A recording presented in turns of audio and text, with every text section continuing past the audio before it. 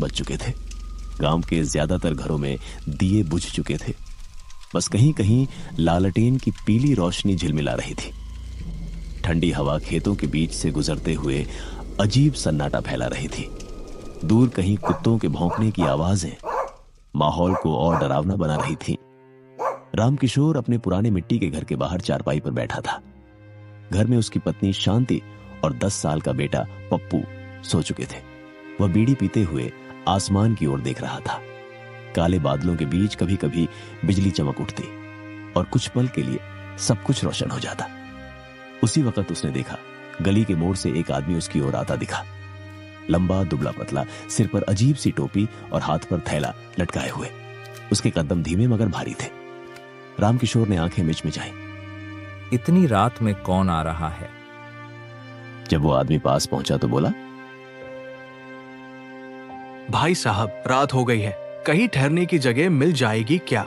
रामकिशोर ने हाथ सेकते हुए कहा, अरे यहाँ तो सब सो चुके हैं। सराय तो गांव से 2 कोस दूर है, पर चाहो तो आज की रात यहीं ठहर जाओ। अजनबी ने हल्की मुस्कान दी। धन्यवाद, बस एक रात की बात है। रामकिशोर ने उसे भीतर बुला लिया। मिट्टी के आंगन में लालटेन टिमटिमा रही थी। शांति जाग गई और बोली, कौन है जी इतनी रात को? कोई मुसाफिर है, रात यहीं रुक जाएगा। शांति ने अनमने ढंग से सिर हिलाया। ठीक है, पर भगवान जाने आजकल कौन कैसा निकल पड़ता है। अजनबी चुपचाप बैठ गया। उसके चेहरे पर एक अजीब शांति थी, लेकिन उसकी आंखें बहुत गहरी और ठंडी लग रही थीं, जैसे उनमें कोई राज छुपा हो। रामकिशोर ने पूछा, कहाँ जा रहे हो भाई? बस कहीं दूर रास्ते चलते जा रहा हूं, कोई मंजिल नहीं। अरे वाह, बिना मंजिल के मुसाफिर, फिर तो भगवान ही साथी है तुम्हारा। अजनबी ने बिना कुछ कहे बस इतना कहा। वही तो है, हर जगह। रात गहराती चली गई। तीनों ने मिलकर खाना खाया। अजनबी ने बहुत कम खाया, बस 2 रोटियां और थोड़ा दाल। फिर बोला, अगर बुरा न मानो तो मैं बाहर बरामदे में ही सो जाऊं। जैसी तुम्हारी मर्जी।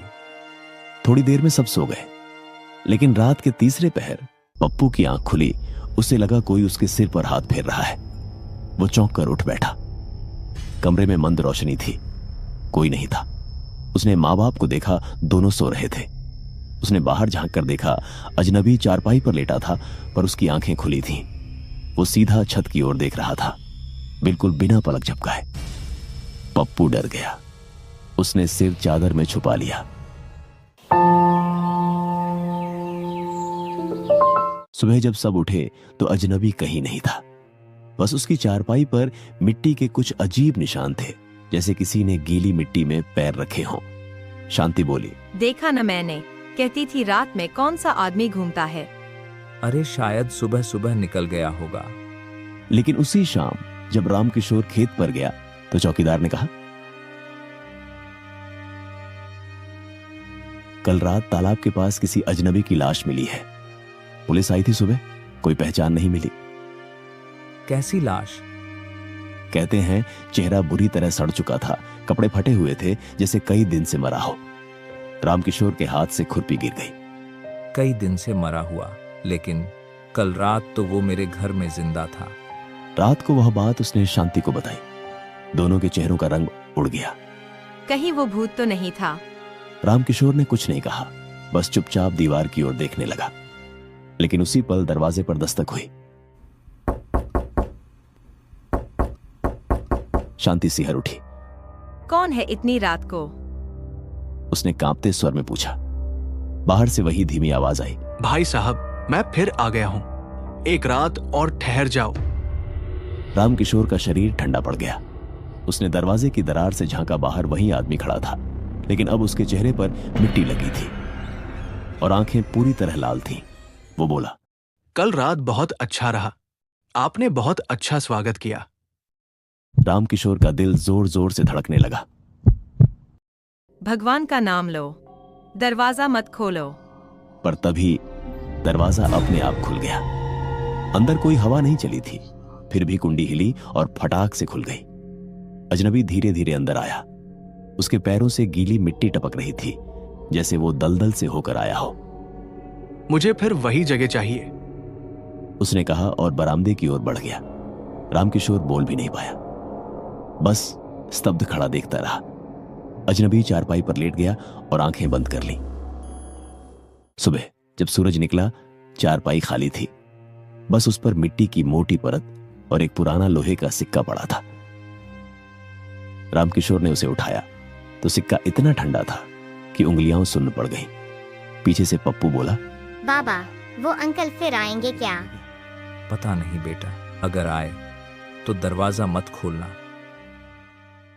रात को गांव के मंदिर में घंटियां बजने लगी। पुजारी चिल्ला रहा था, तालाब के पास मत जाओ, वहां किसी की आत्मा भटक रही है। लेकिन उसी वक्त तालाब के किनारे एक परछाई धीरे धीरे उभरी। वही लंबा दुबला आदमी, उसके हाथ में वही लोहे का सिक्का था और होंठों पर एक रहस्यमयी मुस्कान। उसने आसमान की ओर देखा और बोला, ठिकाना मिल गया। अब हर रात किसी नए घर में। सुबह के सूरज ने गांव के ऊपर सुनहरी रोशनी फैला दी थी, लेकिन रामकिशोर के घर के आसपास एक अजीब सी ठंडक बनी हुई थी। हवा चलती तो जैसे कानों में फुसफुसाहट सुनाई देती। मुझे फिर वही जगह चाहिए। शांति चूल्हे पर रोटियां सेक रही थी, पर उसके हाथ कांप रहे थे। पप्पू खिड़की से बाहर झांक रहा था और हर परछाई को देखकर सहम जाता। रात की वह घटना, दरवाजा अपने आप खुल जाना, अजनबी का फिर लौट आना, सब कुछ जैसे किसी बुरे सपने की तरह दिमाग में घूम रहा था। रामकिशोर खेत पर जाने की तैयारी कर रहा था, पर उसके पांव बार बार ठिठक जाते। कहीं वो फिर ना आ जाए। अब दिन निकल आया है। रामकिशोर ने खुद को दिलासा दिया, दिन में भूत नहीं आते। लेकिन उसे खुद अपने शब्दों पर भरोसा नहीं था। गांव में उस दिन अजीब माहौल था। तालाब के किनारे जहां उस अजनबी की लाश मिली थी, वहां अब लोगों की भीड़ लगी थी। पुलिस ने जगह घेर रखी थी, पर जैसे ही लोग पास जाते, ठंडी हवा का झोंका उन्हें पीछे धकेल देता। रामकिशोर ने दूर से देखा, वही चेहरा, वही कपड़े। उसका शरीर मिट्टी में आधा दबा हुआ था। पुलिस वाले कह रहे थे, लगता है किसी ने कई दिन पहले मारकर फेंक दिया। रामकिशोर का गला सूख गया। लेकिन अगर ये मरा हुआ है तो कल रात मेरे घर कौन आया था? उसी पल उसके कानों में फिर वही आवाज गूंजी, मुझे फिर वही जगह चाहिए। उसने सिर झटका, पर आवाज नहीं रुकी।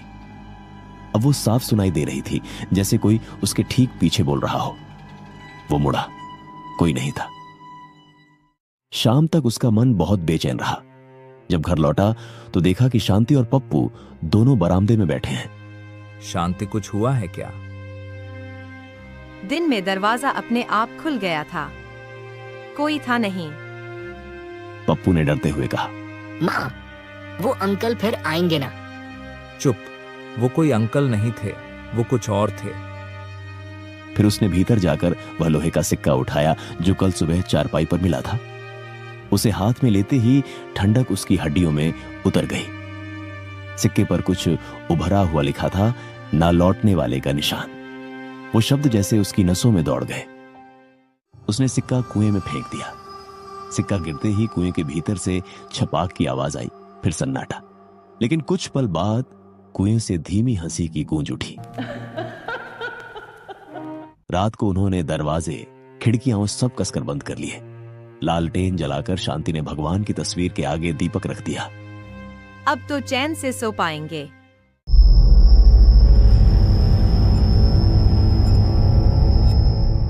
पर आधी रात को दीपक अपने आप बुझ गया।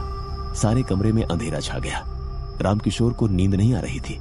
अचानक उसे लगा कोई आंगन में चल रहा है। उसने खिड़की से झांका। बरामदे की चारपाई पर वही अजनबी बैठा था, सिर झुका हुआ, हाथ में वही सिक्का जो उसने कुएं में फेंका था। तू फिर आ गया। अजनबी ने धीरे से सिर उठाया। उसकी आंखें अब बिल्कुल काली थीं और होंठों से मिट्टी झर रही थी। तुमने मेरी चीज फेंक दी। वो तुम्हारा सिक्का मेरा निशान था। जहां वो रहता है वहां मैं भी रहता हूं। अजनबी बोला और उसकी आवाज मानो चारों ओर गूंजने लगी। शांति दौड़कर कमरे से निकली, हाथ में तुलसी की माला लिए। भगवान का नाम लो, दूर हटो, उसने चिल्लाकर कहा। अजनबी ने उस पर नजर डाली। उसके चेहरे पर अब एक डरावनी मुस्कान थी। तुम्हारे भगवान यहां नहीं आते। और वो धीरे धीरे धुएं में बदल गया। अगली सुबह गांव वाले इकट्ठा हुए। रामकिशोर ने सारी बात बताई, पर किसी ने विश्वास नहीं किया। भूत वूत कुछ नहीं होते, तुम लोगों को वहम हुआ है। पंडित हरिप्रसाद ने कहा, नहीं बेटा, यह जगह अब अपवित्र हो चुकी है। जिस आत्मा को शांति नहीं मिली वो बार बार लौटती है। तो क्या करें बाबा? आज रात मैं पूजा करूंगा, उस आत्मा को बांधने की कोशिश करेंगे। रात को गांव के 4 आदमी आए, मंदिर से घंटियां, मंत्र और धूप की खुशबू लेकर। घर के आंगन में वे सब जमा हुए। पंडित ने कहा, किसी भी हालत में लालटेन मत बुझने देना। अगर बुझ गई तो सब खत्म। पूजा शुरू हुई। मंत्रों की आवाज गूंजने लगी, लेकिन तभी हवा चलने लगी, तेज, फिर और तेज। लालटेन झिलमिलाई। शांति ने उसे बचाने की कोशिश की, पर अचानक लौ बुझ गई। सब अंधेरा। पंडित चिल्लाया, दिया जलाओ जल्दी। तभी चारपाई अपने आप हिलने लगी। बर्तन गिर पड़े, दीवारों पर जैसे कोई खरोंच रहा हो। पप्पू चिल्लाया, बाबा वो आ गया, वो आ गया। अंधेरे में किसी की परछाई धीरे धीरे उभरी। वही अजनबी। अब उसका शरीर पूरा डरावना दिख रहा, मगर उसकी आंखें लाल अंगारों जैसी जल रही थीं। मुझे जगह चाहिए। तुमने मेरी आत्मा को बांधने की कोशिश क्यों की? पंडित ने मंत्र पढ़ना शुरू किया। ओम नमो भगवते, ओम नमो भगवते। अजनबी ने गुर्राते हुए पंडित की ओर देखा और जमीन से उठती हवा ने सारे फूल, दिए और राख हवा में उड़ा दिए। रामकिशोर ने साहस कर कहा, कौन है? तुझे क्या चाहिए? अजनबी ने ठंडी हंसी हंसी। मुझे बस ठिकाना चाहिए जहां मैं अधूरा नहीं रहूं। अधूरा? कैसी अधूरा? हाँ, उसने धीरे धीरे पास आते हुए कहा, मेरा शरीर तो मरा, पर आत्मा को किसी ने जलने नहीं दिया। मेरी चिता अधूरी रह गई थी। अब मैं हर घर में जाता हूँ जब तक कोई मेरी आत्मा को पूरा मुक्त न करे। शांति कांपते हुए बोली, अगर हम तेरी चिता जलाए तो तू चला जाएगा। अजनबी कुछ पल चुप रहा, फिर बोला, हाँ, पर ध्यान रखना, अगर किसी ने डर दिखाया तो मैं सबको साथ ले जाऊंगा। अगली सुबह पंडित ने सब गांव वालों को बताया कि आज शाम उस अजनबी की चिता फिर से जलानी होगी। सबने मिलकर तालाब के किनारे लकड़ियां रखी और उसकी अधेली लाश वहां लाई गई। सूरज डूबने को था। हवा में अजीब सी गंध थी, सड़ी मिट्टी और धुएं की। रामकिशोर, शांति और पप्पू भी वहां थे। पंडित ने कहा, अब जब आग लगाओगे तो पीछे मत देखना, आत्मा निकल जाएगी। रामकिशोर ने माचिस जलाई और लकड़ियों में आग लगा दी। धीरे धीरे लपटें उठी, जलने की गंध हवा में घुल गई। सब पीछे हट गए, लेकिन अचानक किसी ने पीछे से आवाज दी, मुझे फिर वही जगह चाहिए। रामकिशोर का दिल जैसे रुक गया। वो वही आवाज थी। उसने पीछे देखा, वही अजनबी खड़ा था, मुस्कुरा रहा था। तू तो जल रहा है। वो मेरा शरीर है, पर आत्मा अभी नहीं गई। क्यों नहीं गई? पंडित चिल्लाया। क्योंकि जिसने मुझे मारा वो अब भी जिंदा है। यह सुनकर सब सन्न रह गए। रामकिशोर ने डरते हुए पूछा, किसने तुझे मारा था? अजनबी ने धीरे से तालाब की ओर इशारा किया। वही गांव का चौकीदार। सारे लोग चौकीदार की ओर देखने लगे। उसका चेहरा पीला पड़ गया। मैं कुछ नहीं जानता। वह बड़बड़ाया,